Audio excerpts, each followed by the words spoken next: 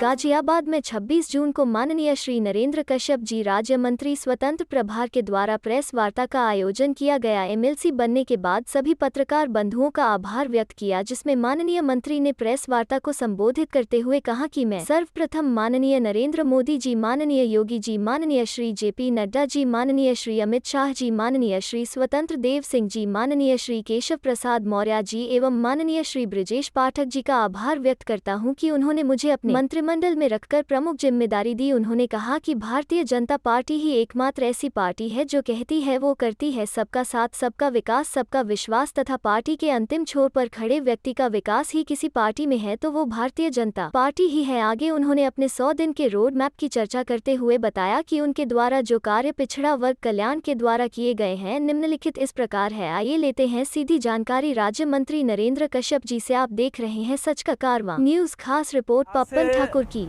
मुख्य रूप से आपके साथ संवाद करना था, बैठना था, बात करनी थी। अब चूंकि आप सबका आगमन हुआ है तो कोई ना कोई विषय रख के मैं अपनी बात को आगे बढ़ाऊंगा। आज लगभग 3 महीने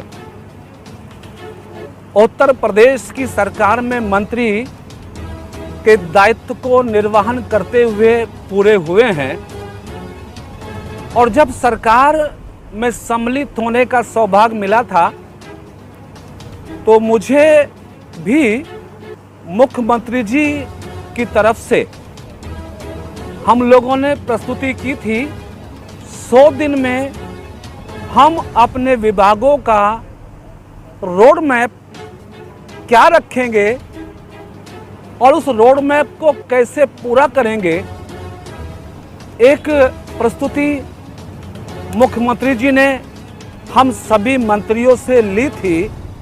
मैंने भी अपने दोनों ही विभाग, पिछड़ा वर्ग कल्याण, दिव्यांगजन सशक्तिकरण, जिन विभागों का दायित्व मेरे पास है, मैंने दोनों ही विभागों का रोड मैप मुख्यमंत्री जी के समक्ष रखा था और निश्चित ये हुआ था कि रोड मैप में जो भी कार्य दिए गए हैं उनको 100 दिन के अंदर निश्चित ही पूरा करके प्रत्येक मंत्री को प्रदेश की जनता के प्रति अपने उत्तरदायित्व का किन किन बातों को शामिल किया था। इस संदर्भ में 2 चीजें, एक तो लिखित स्टेटमेंट, लिखित प्रेस नोट मेरे प्रेस कॉन्फ्रेंस के बाद आपको मेल, व्हाट्सएप के माध्यम से तुरंत मिल जाएगा, जो विभागीय स्तर पर कार्य किए गए हैं। फिर भी कुछ मोटी मोटी चीजें सांकेतिक रूप में मैं आपके मध्य बताना चाहता हूं। जैसे हमारा लक्ष्य था पिछड़े वर्गों की बच्चियों की शादियों के अनुदान के संदर्भ में, मार्च के महीने में एप्लीकेशंस इनवाइट की गई थी और जो भी एप्लीकेशंस आई थी उसकी फिगर भी मैं आपको भेज दूंगा। उस सब पर मेरे विभाग में 100% कार्रवाई जो 100 दिन के अंदर करनी थी उसको पूरी कर दी गई है। 3 छात्रावास पिछड़ा वर्ग कल्याण विभाग के अंतर्गत 3 छात्रावासों का निर्माण कार्य पूरा करना था, जिसमें आजमगढ़, गोरखपुर और संत कबीर नगर 3 जिले सम्मिलित थे। सूचना के हिसाब से, विभागीय जानकारी के हिसाब से तीनों ही छात्रावासों का कार्य अंतिम रूप से पूरा हो गया है। कुछ छोटा मोटा कार्य अभी संत कबीर नगर में पूरा है, अधूरा है, वो 5 जुलाई तक पूरा कर लिया जाएगा। यानी पिछड़ा वर्ग कल्याण के अंतर्गत रोड मैप के जो भी इसके अलावा कार्य थे हम उसको अंतिम रूप तक पहुंच गए हैं। दूसरा विभाग दिव्यांगजन सशक्तिकरण, आपको जान के अच्छा लगेगा कि मेरे विभाग के अंतर्गत डॉक्टर शकुंतला मिश्रा एक राष्ट्रीय पुनर्वास विश्वविद्यालय भी आता है जो लखनऊ में 150, जिसमें 6000 से ज़्यादा बच्चे विकलांग और सामान्य जनों के पढ़ते हैं। हमारा 100 दिन के रोड मैप में हमने शामिल किया था कि उस विश्वविद्यालय में विकलांग जनों के लिए एक स्टेडियम का निर्माण कार्य चल रहा था 100 दिन में, जिसको पूरा करने का हमने कमिटमेंट सरकार के सामने दिया।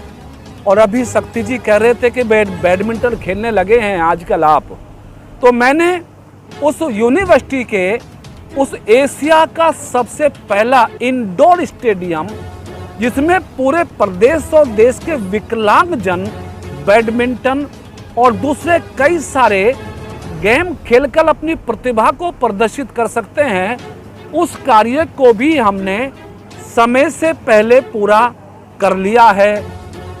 दिव्यांग जनों की पेंशन के रूप में हमने ऑनलाइन जो निश्चित किया था कि 100% पेंशन हम आने वाले 2022-23 के बजटीय प्रबंधन में देंगे, उसकी भी कार्रवाई लगभग हमने पूरी कर ली है। मैं यदि सांकेतिक रूप से आपको अपने विभागों के बारे में कहूं तो दोनों ही विभागों का 100 दिन का रोड मैप जो 5 जुलाई को पूरा करना था, हम उसके नज़दीक पहुंच गए हैं।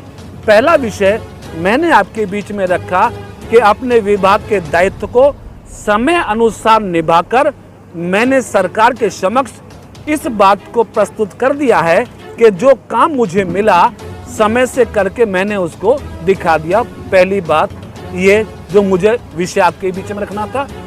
दूसरी बात, आज हमने एक सामाजिक एक बैठक भी बुलाई थी, पूरे उसमें उत्तर प्रदेश, हरियाणा, आपका उत्तराखंड, दिल्ली, कई प्रांतों के उसमें प्रतिनिधि यहाँ पे सम्मिलित हुए थे। उस बैठक में सब निषाद संगठन की बैठक में, चूंकि ये हमारा राष्ट्रीय स्तर का सामाजिक संगठन है जो उत्तरी भारत में प्रभावी रूप से काम करता है, लाखों कार्यकर्ता इसके साथ जुड़े हैं। उस बैठक में 2 प्रस्ताव आज पास हुए हैं कि एक बड़ी रैली करके हमारा संगठन एक बड़ी रैली करके देश के मुख्यमंत्री जी या केंद्र सरकार की तरफ से वरिष्ठ नेताओं को बुला के हम प्रांतीय स्तर पर सरकार का धन्यवाद ज्ञापित करने का हम लोगों ने फैसला लिया है। यानी कुछ समय के बाद में एक बार आपसे पे निवेदन करूंगा मिलने का कि हम गाजियाबाद में एक बहुत बड़ी आभार जनसभा करने का फैसला आज हमने पूरी बैठक में लिया है। 50,000 कार्यकर्ताओं के आने की हम उसमें तैयारी कर रहे हैं ताकि हम सरकार का धन्यवाद करके संगठन ये कह सके कि आपने हमारे राष्ट्रीय अध्यक्ष को सम्मान दिया, हम आपका धन्यवाद करते हैं। ये मुद्दा भी आज हमारी बैठक में तय हुआ। और तीसरी बात, कल भारतीय जनता पार्टी ने पूरे देश में काला दिवस मनाया। खास तौर से 25 जून 1975 को जो देश में इमरजेंसी लागू की गई थी इंदिरा गांधी जी की सरकार में, उसके खिलाफ कल 25 तारीख को पूरे प्रदेश में काला दिवस मनाया गया। मैं भी बुलंदशहर में मुख्य अतिथि के तौर पर गया था। आज मन की बात में भी हमारे देश के प्रधानमंत्री जी ने उस तारीख का हवाला देते हुए देश के उस काले दिन से हमेशा के लिए बचने के लिए लोगों का आह्वान किया था। यानी कांग्रेस पार्टी ने सत्ता का दुरुपयोग करते हुए केवल इस आधार पर कि श्रीमती इंदिरा गांधी को हाई कोर्ट ने उन चुनाव में उनको डिबार कर दिया और 6 साल के लिए चुनाव लड़ने के लिए प्रतिबंधित कर दिया। केवल एक छोटी घटना को लेकर पूरे देश में इमरजेंसी लागू कर दी गई, मीडिया को बंद कर दिया गया, आम जनमानस के जीवन को अवरुद्ध कर दिया गया। संवैधानिक अधिकारों को छीन लिया गया, तो भारतीय जनता पार्टी के माध्यम से हम लोगों ने कांग्रेस पार्टी के उस काला दिवस का खुलासा कल पूरे देश में किया, प्रदेश में किया, जनता को आगाह किया कि हमें ऐसे आपातकाल से हमेशा के लिए बचते रहना। तीसरी बात कह के बात समाप्त कर रहा हूं कि लोकसभा के 2 सीटों पर उपचुनाव हमारे प्रदेश में हुए। मेरी जिम्मेदारी रामपुर की लोकसभा पर लगी। 5 दिन का समय मैंने वहां पर लगाया।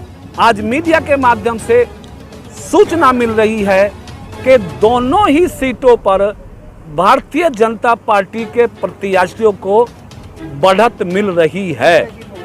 मैं ये महसूस करता हूं, जीत की सूचना भी है कि यदि आजमगढ़ और रामपुर की लोकसभा की सीटों पर वहां के सम्मानित जनार्दन मतदाता भारतीय जनता पार्टी के प्रति जीत के लिए उन्होंने अपना आशीर्वाद दिया है, बढ़त के लिए आशीर्वाद दिया है, तो एक बात स्पष्ट हो गई है, अब उत्तर प्रदेश और देश की राजनीति में के तुष्टीकरण, जाति, धर्म का सहारा लेकर अब प्रदेश और देश में बहुत लंबी राजनीति नहीं चलने वाली है। अखिलेश यादव जी ने, आजम खां जी ने जो बड़े बड़े वायदे किए, चुनाव को लेके बड़ी बड़ी बातें की, मेरे ख्याल अब उनको भी ये बात समझ में आ जाएगी कि उत्तर प्रदेश की जनता हो या देश की जनता, मोदी योगी के नेतृत्व को देश प्रदेश हृदय से स्वीकार कर रहा है। इन दोनों सीटों पर जीत की तरफ भारतीय जनता पार्टी है और जीत में अगर ये जीत निश्चित फाइनली होती है तो निश्चित है कि ये भी उत्तर प्रदेश की राजनीति में एक नया अध्याय लिखा जाएगा। और मैं ये भी कह सकता हूं कि 2024 का लोकसभा का आम चुनाव देश और प्रदेश में मोदी जी के लिए शायद 2019 से भी ज्यादा सुखद परिणाम लेकर आने वाला होगा। तो जो दोनों सीटों पे भाजपा को जीत मिल रही है उसकी बधाई, प्रत्याशियों को बधाई और भारतीय जनता पार्टी के नेतृत्व को बधाई कि उन लोगों का मैनेजमेंट, उन लोगों का काम इतना बेहतरीन था, कार्यकर्ताओं ने मेहनत की कि जहां पर भाजपा को बढ़त मिली। तो मैंने खास तौर से 3 बिंदुओं पे संक्षिप्त आपके बीच में अपना विषय रखा, आज से बता दिया था आपके साथ बैठने का, संवाद करने का, और प्रश्न जिज्ञासा आपका होगा, सम्मान से उसका उत्तर दूंगा। उसके बाद भोजन के लिए हम लोग बैठे। दुनिया का बेमिसाल संगम, हर खुशियों को लेंगे आप जीत, बस अपने जीवन में इस्तेमाल करें। 777